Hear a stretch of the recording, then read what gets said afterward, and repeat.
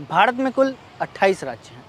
ये बात तो आप सभी जानते हैं और इसी के साथ हमारे भारत का एक अभिन्न हिस्सा है जिसे हम नॉर्थ ईस्ट के नाम से जानते हैं। उसमें भी कुल 7 राज्य आते हैं, जिनमें से अरुणाचल प्रदेश, असम, मेघालय, मणिपुर, मिज़ोरम, नागालैंड और त्रिपुरा शामिल है।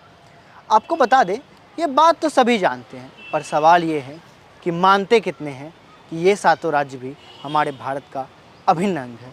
जी हाँ, हो सकता है कि इस बात को बोलने के बाद मुझ पर यूएपीए लगा दिया जाए, क्योंकि मैं इस देश के खिलाफ बोल रहा हूँ। लोगों को ये भी लगे कि मैं देश विरोधी बात कर रहा हूँ, पर नहीं, आज मैं मन की बात कर रहा हूँ जो हम सब और पूरे नॉर्थ ईस्ट के लोग इस समय अपने दिल पर झेल रहे हैं। जी हाँ, एक तरफ जहाँ महाराष्ट्र में सरकार बचाने की कवायद चल रही है, वहीं नॉर्थ ईस्ट का एक बहुत बड़ा हिस्सा असम बाढ़ में डूबा हुआ है। असम की बाढ़ में डूबने की वजह से लगभग वहाँ पे 50 लाख लोग प्रभावित हैं। साथ ही साथ 10,000 लोग बेघर हो गए हैं। असम के जो नेशनल पार्क है, काजीरंगा नेशनल पार्क, वहाँ पे भी कई सारे जानवरों के हताहत होने की खबर है। इसी के साथ महाराष्ट्र में जितने भी विधायक हैं, वो अपने घर बचाने के लिए गुवाहाटी पहुँचे हैं।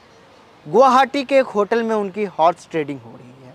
महाराष्ट्र की सरकार को जिस राज्य में बाढ़ आया हुआ है, जहां के मुख्यमंत्री हेमंत बिस्वा शर्मा को लोगों की खिदमती में रहना चाहिए था, वहां वो बीजेपी की सरकार बचाने में लगे हुए हैं और एमएलएस को संजो रहे हैं। बड़े ही विडंबनीय घटना है। बात सुनकर खुद ही लज्जा आ जाती है कि अभी तो हमने लोगों की बात की कि कितने लोग मानते हैं, पर जब बात वहाँ के मुख्यमंत्री की ही कर ली जाए, वहाँ के लोगों की ही कर ली जाए, तस्वीरें ऐसी आ रही हैं कि लोग घर से बिछड़ते दिख रहे हैं। लोग save Assam, save from flood के हैशटैग के साथ हर हमेशा ट्विटर पे ट्रेंड चल रहा है, पर इस बात को कोई संगीनता से नहीं ले रहा। यहाँ तक कि हमारा भी नेशनल मीडिया नुपुर शर्मा और महाराष्ट्र की सरकार के अलावा कुछ नहीं दिखा रहा। असम पर किसी का ध्यान नहीं है। तो हमारी टीम ने सोचा कि इस वक्त हमारे लिए ये बहुत ज़रूरी हो जाता है, क्योंकि असम और 7 सिस्टर्स भी हमारे भारत का एक अखंड भूभाग है, तो उस पर स्टोरी करनी हमारे लिए भी बहुत ज़रूरी हो जाती है। असम में हमने कुछ लोगों से बात की जो कि हमारे टीम के साथ जुड़े हुए थे, और उन लोगों से जब हमने जाना कि उनकी क्या हालत है, कैसे वो अपनी ज़िंदगी बिता रहे हैं, उनका कहना था कि असम के न केवल ग्रामीण बल्कि शहरी इलाकों में भी बाढ़ का प्रभाव है। कितने लोगों के एक फ्लोर का आधा मकान तक उनके बाढ़ के प्रभाव में आ चुका है। कितने बस्तियां बह गई असम के इस बाढ़ में। इसके बाद आपको बता दें कि असम से जब ये बाढ़ प्रभावित होना शुरू होता है, असम राज्य से निकलते निकलते धीरे धीरे बिहार की ओर अग्रसर होता है।